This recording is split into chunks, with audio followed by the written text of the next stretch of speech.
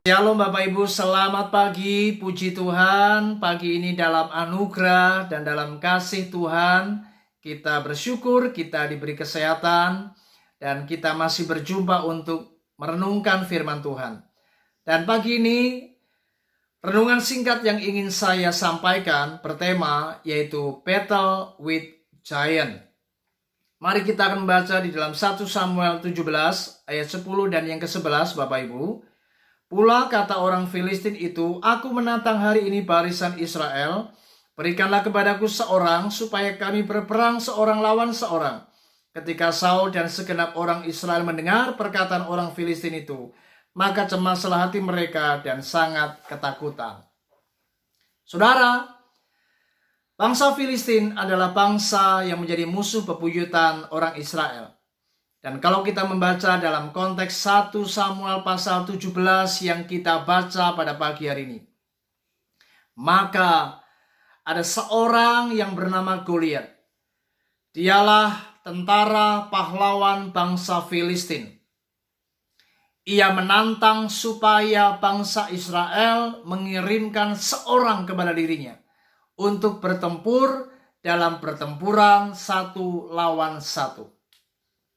Anda bisa bayangkan, ini merupakan tantangan yang sangat menggetarkan bagi orang Israel pada waktu itu.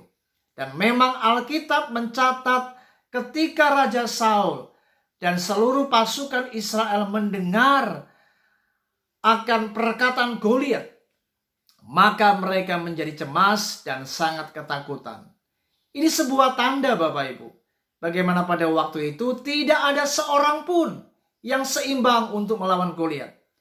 Tetapi tiba-tiba datanglah seorang anak muda. Dia seorang yang masih sangat muda belia. Dia tidak pernah berperang seperti layaknya tentara-tentara barisan Israel. Dia hanyalah seorang penggembala 2-3 ekor domba. Dialah yang bernama Daud. Saudara, singkat cerita, Daud kemudian menenteramkan Raja Saul. Daud menenangkan barisan tentara Israel. Dan Daud akan pergi untuk melawan sang raksasa Filistin itu.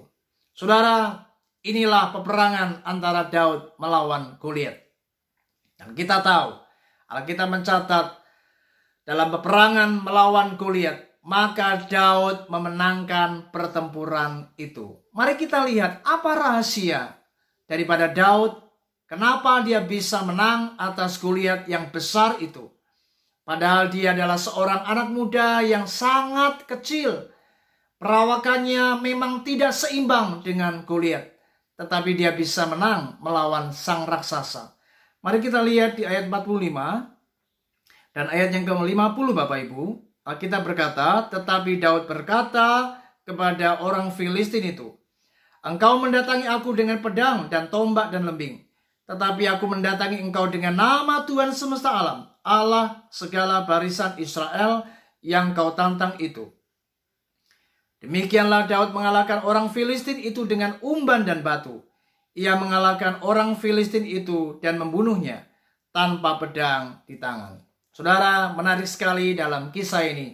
Ternyata Alkitab mencatat bagaimana Daud ketika menghadapi Goliat.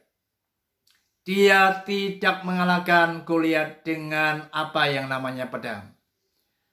Daud hanyalah seorang anak muda yang memang tidak pernah berperang seperti layaknya tentara-tentara Israel. Dia hanya punya apa yang namanya umban dan beberapa batu di tangan. Tetapi saya berkata pada pagi hari ini, kunci kemenangan Daud menghadapi Goliat yang besar, bagaimana ia akhirnya menang dalam pertempuran ini. Ini bukan masalah apa yang namanya umban. Ini bukan masalah apa yang namanya batu yang ada di tangan Daud. Tetapi kuncinya adalah di ayat yang ke-45. Bagaimana Daud melawan Goliat dengan nama Tuhan Allah semesta alam, Allah barisan tentara Israel yang ditantang oleh Goliat. Inilah kunci kemenangan Daud, Bapak Ibu. Jadi kalau hari ini Anda ingin mengalami kemenangan dalam setiap pertempuran di dalam hidupmu, engkau mungkin hari ini menghadapi raksasa-raksasa. Engkau menghadapi apa yang namanya masalah-masalah yang besar. Hari ini mari ingat bagaimana Daud mengalahkan Goliat dengan melibatkan nama Tuhan. Artinya Daud mengandalkan Tuhan dalam setiap pertempurannya.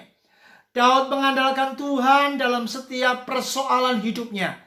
Daud mengandalkan Tuhan di dalam setiap kesulitan demi kesulitannya. Hari ini mari belajar seperti Daud. Apapun masalah yang kau hadapi, ingat Bapak Ibu, kunci kemenangannya adalah bukan masalah peralatan, bukan masalah apa yang namanya perlengkapan perang, bukan masalah apa yang namanya kemampuan saudara. Tetapi semuanya itu tidak akan ada artinya kalau kita tidak diurapi dan disertai Tuhan. Itu sebabnya mari hari ini jangan pernah mengandalkan apa yang namanya pedang, apa yang namanya lembing, apa yang namanya tombak. Goliat memakai perlengkapan senjata yang lengkap. Tapi itu semua tidak ada artinya.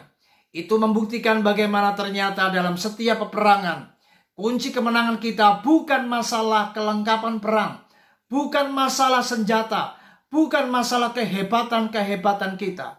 Tetapi kuncinya adalah mari kita menyertakan Allah yang hebat, Allah yang besar, Allah yang dahsyat, Allah yang maha kuasa untuk menyelesaikan setiap masalah yang kau hadapi. Mari hari ini Bapak Ibu, andalkan Tuhan dalam hidupmu. Alkitab berkata, diberkatilah orang yang mengandalkan Tuhan. Tapi terkutuklah orang yang mengandalkan manusia. Terkutuklah orang yang mengandalkan kekuatannya sendiri. Mari hari ini libatkan Tuhan. Sertakan Tuhan. Hampiri Tuhan dalam doa-doamu. Mari kita berseru dan mari kita meminta penyertaan Allah. Kita meminta akan Tuhan mengurapi dan menyertai setiap apa yang kita kerjakan. Saya percaya di tengah kesulitan demi kesulitan hari-hari ini Bapak Ibu. Karena memang kita menghadapi tantangan demi tantangan. Tapi saya percaya apapun masalah tantangan yang kau hadapi, kalau engkau mengandalkan Tuhan, maka saya percaya kita pasti akan diberkati Tuhan. Amin. Anda pasti akan mengalami kemenangan. Karena siapa yang melibatkan Tuhan dan siapa yang menyertakan Tuhan dalam hidupnya, maka dialah yang akan menikmati kemenangan yang besar. Sekalipun ia menghadapi raksasa-raksasa yang besar. Tapi karena ia melibatkan Tuhan yang besar, karena ia melibatkan Allah yang dahsyat, maka raksasa-raksasa yang besar itu pun akan ditumbangkan oleh kuasa nama Tuhan yang dahsyat dan luar biasa. Kiranya renungan ini terus menyadarkan kita bahwa apapun masalah yang kau hadapi, ingat kuncinya adalah mari andalkan Tuhan dalam setiap persoalanmu. Maka engkau pasti akan menikmati kemenangan yang luar biasa. Mari hari ini Bapak Ibu belajar rendah hati dan jangan sombong. Belajar menyertakan Tuhan dalam setiap kehidupan kita. Maka kita pasti menang dan kita diberkati Tuhan. Tuhan Yesus memberkati kita. Shalom.